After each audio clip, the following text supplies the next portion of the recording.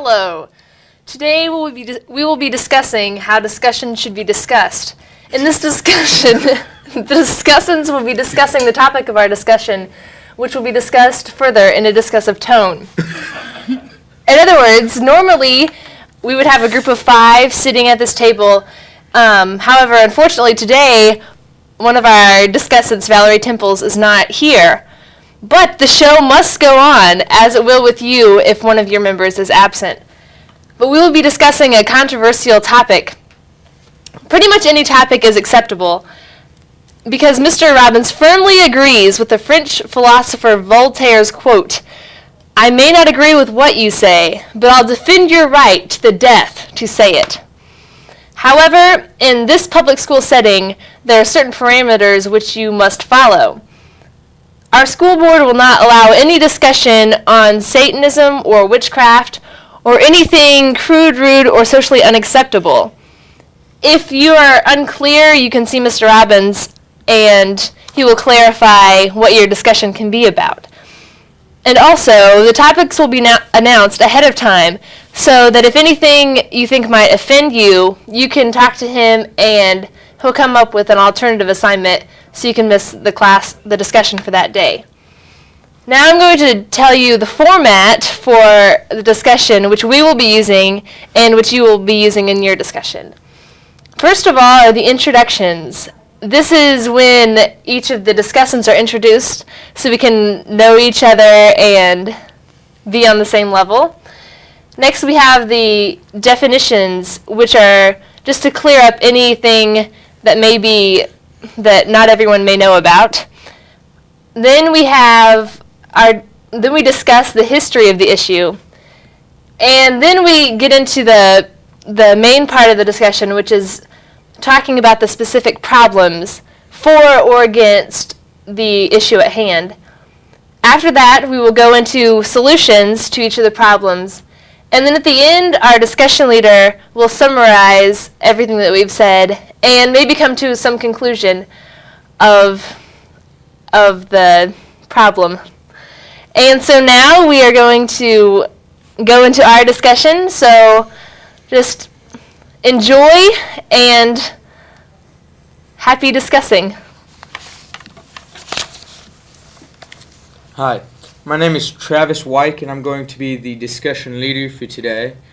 And I would like to start by introducing the members of the discussion group. I would like to start with over on my left. We have... My name is Mary Lundquist.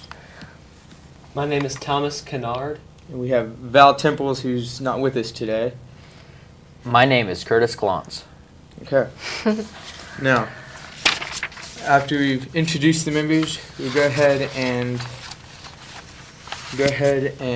state the question, which is, should embryonic stem cell research be continued in the United States? There are several definitions that we would like to cover, and Thomas, would you like to start with definitions? I'd like to start with the definition of an embryo, and an embryo is the term used for the first 2 months of development. In the embryonic stage, the embryo has definite arms, legs, fingers, toes, mouth, eyes, nose, and ears. All of the vital organs of a human being are present. Its heart is beating, its brain is working, and small muscles allow it to move. I would like to define an embryonic cell, which is a group of 40 cells directly after the gastrulus stage, which is the stage 4 days after fertilization. And this group of cells looks as if it has been rolled on a dusty floor. It's a tad bit fuzzy. Okay, are there any more? The way they get the stem cells is through in vitro fertilization, and that is fertilization that takes place inside of a test tube instead of in the fallopian tubes or uterus of a female. The resulting cells are then implanted in the uterus, or they are grown and frozen for later implantation or use. The unused embryos are discarded. Okay. There is stem cell, which is a cell that has the ability to divide for indefinite periods. And when given the right circumstances, they can transform into many different forms such as hearts, livers, bone marrow, and so on and so forth. And stem cell research is the research to study the stem cells that is still inconclusive as to if this research could yield cures to any diseases such as Alzheimer's or diabetes. And research would just be the study of what is little known or not at all known to us. Okay. And if those are all the definitions? Right. Okay. We'll go on to the history or background of this subject. Well, it's just kind of obvious that stem cells have always been around. We're just getting to the point that our technology is able to use these for possible cures. And recently, President Bush has allowed limited stem cell research. He's put some boundaries and some limits on it, but he is allowing it, even though that went against one of his campaign promises. But that's kind of the stage we are in now. We don't really know if it's going to help anything or not, but it looks very promising. And so. Okay. If that's all with the history and background, we'll go on and we'll begin the discussion about the problems. Okay. The pros and cons about this topic, and I would like to start with a pro about the topic that stem cell research does lead to the possibility to cure certain diseases such as Alzheimer's or Parkinson's and diabetes. Yes, that is true, but in the process, many new diseases could be created. For example, when doctors tried to find a cure for the flu virus, they messed with the genes and the DNA of the flu virus and created a more deadly strain that is incurable to this day, that we don't know how to get rid of it. But if we worry about what might become, nothing will ever become accomplished. For instance, if Christopher Columbus would have been scared about falling off the edge of the planet, we may not be sitting here in America today. True. That's a good point, Trish. I just have something to say. My grandpa suffered from Parkinson's disease, and it was hard for me to see him digress over the years from what he once was. And my grandma has Alzheimer's, and she's starting to get really forgetful, and it just kind of, it's hard to see her in that state of mind. So of course, I mean, I'd want these cures for these diseases. However, I am glad that that my grandparents weren't those cells that were just used for research, because even though they do have these diseases, I'm glad that they were a part of my life than just not at all. So that's just something I wanted to throw out from my personal experience. All right.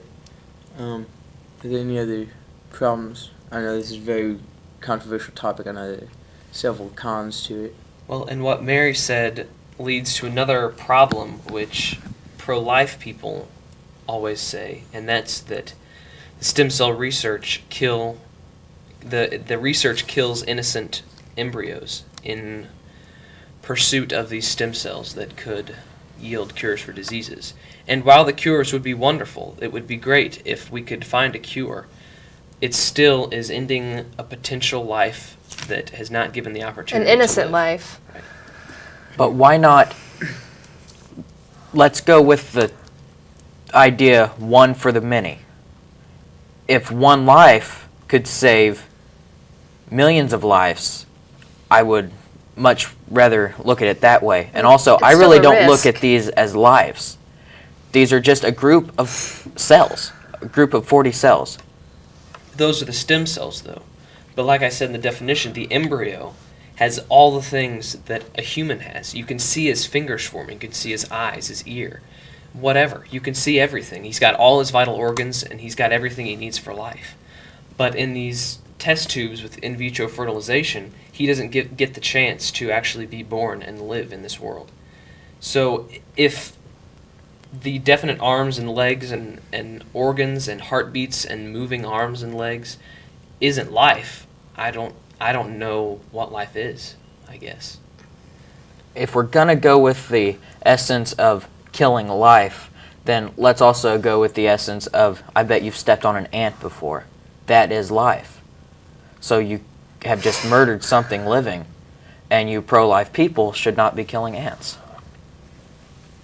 I think that is not related. It's not the same thing. It's not. I think human life is a lot different from animals and insects, and even though it may be bad to kill an ant, but I think human life is much more valuable and much more. There's a lot more worth in a human life, just because the way we were created was to rule over all of the living things, and so I think we have a lot more value, and I think killing a human life is a lot more than stepping on an ant. That's personally what I think. But at the same time, 1 out of every 3 babies are miscarried. So we are only using the excess amounts of these embryonic stem cells that we have. So this could just be like the 1 out of every 3 that are miscarried. This could be representing those. However, a lot of the stem cells that are used for research are from babies that wouldn't have been discarded. And I mean, your side obviously presents it that way, but I think you found something where it said that these were they weren't going to be discarded, in fact. So A lot of them aren't going to be discarded, but a lot of them are also being harvested in the laboratories, where they are just forming these cells in the test tubes, so that way that's a way to get around the pro-life people saying that this is wrong. Which brings up another question. Why are we, you said, harvesting these human lives in test tubes in a laboratory? Humans were made to make babies in one place, and that's in a uterus. They weren't made to be made in a test tube. That's not where babies are supposed to be grown. And we shouldn't harvest them unless we have the intent of bringing another person into the world. because despite all of in vitro's benefits, there are so many human embryos that are automatically destined for destruction. And I don't think it's very ethical to form these babies knowing that we're going to kill them. Well, if these fetuses are going to be, these embryos are going to be destroyed anyway, why shouldn't we obtain the stem cells while we can use them instead of just, if we're going to discard the embryo anyway, why not? I know, but there's still the question of whether or not they would discard them or not. I mean, there are some embryos that are formed from in vitro fertilization, and they're stored for a while. And a lot of the parents that said that they didn't want these embryos, a couple years later they ended up wanting them. And so I don't think we should just discard them when they can be used for life, their intended purpose. We're using them for science to be able to possibly cure Alzheimer's, Parkinson's, diabetes, heart problems. But if we harvest adult tissue instead of embryonic stem cells, then we don't have to kill anybody. That's what Senator Sam Brownback said, and I agree with that. But also, it is also said, and I believe that same article, that the adult stem cells are going to be not as effective because they are already designated to a certain job. No. Well, like it says to here the that liver. humans also have adult blood stem cells, liver stem cells, neuronal stem cells, and the like. They're all able to produce only that kind of cell. That's true. They can only produce that kind, but still they produce it. Now, are there any other ways to obtain these stem cells besides using embryonic stem cells? Are there any other viable ones that we can obtain? The umbilical cord is a plentiful source of stem cells that are still in a stage where, and we don't need the umbilical cord for anything. I mean, those are definitely discarded. Those aren't the beginning of human life. So I think that those can be used. Still undifferentiated in the umbilical Yes. cord, or is it? I was looking for it. I can't find it, but there's an article about a young girl, probably 12 years of age, who has been cured of a rare blood disease Right. because of these stem cells in the umbilical cord. And so you say that they're not as effective, but yet here's a young girl whose life has been saved But by are they these. not? Are they not still differentiate? Are they not blood cells Well, now? it doesn't matter if they're differentiated or not because these cells can still be used for, like the blood cells and the liver cells. I mean, cells, you can still use them for, like, use liver cells in the liver. I mean, you can still use them. So, and I don't even know, I'm not for sure if they're undifferentiated or not, but I don't think it matters because you can still use them for good things. So I just think either the umbilical cord or, I mean, why kill anybody when you can tap into willing adults who can give these stem cells without, like, it's not a big deal. It's just like not as big of a deal as drawing blood. I mean, it's just something they can do so easily, and we don't have to kill anybody. Okay. But why take the extra work when I think it's extra work to kill a life. I mean, Okay, I think we go ahead onto solutions now, to some possible solutions for this this very controversial subject. Are there any well, I that think you we can all agree that stem cell research does have a lot of possibilities, a lot of good things. However, the issue at hand is embryonic stem cells, and I think we should proceed researching stem cells without killing innocent lives. this has a lot of potential, but we're spending most of our time defending ourselves instead of actually delving more into it. But I feel that President Bush has made a good and just decision on his cut for the funds going into and out of it. I think right now that's the best that he can do, and that's the He's best kind of anybody stuck can do. between two, A rock and a hard place. yeah, Okay. two totally different perspectives, and just kind of what, a lot of it goes back to moral beliefs, and it's hard to argue on that because everyone's set in their own ways. And so I think it's hard to find something that's going to please everyone. And I think one of the obvious solutions is what we were just talking about. If you need a stem cell for a liver, go into a willing adult's liver and get stem cells for the liver. If you need blood, go into the umbilical cord, and no life will be ended, and there's really no harm, as scientists have found, in taking stem cells out of an organ of an adult. Okay. Well, I guess, for this very controversial subject, we have come to some rather, viable solutions and everything, and I'm going to go ahead and summarize up the discussion, and we've shown both pros and cons to this side of the topic, showing that stem cell research has the possibility for curing diseases while at the same time having the possibility to open up new diseases which we have no idea are out there right now. We are saving lives, but we are ending lives at the same time. And so we've gone ahead and we've stated the solutions that possibly we could go ahead and continue research except on adult stem cells, which, I think that's a very good solution myself. I think that brings an end to our discussion for today. And so I'd like to thank Mary Lundquist, Thomas Kennard, Val, although she couldn't take part in the discussion, she did help with research, Curtis Clonson, and Travis White. I want to say thank you.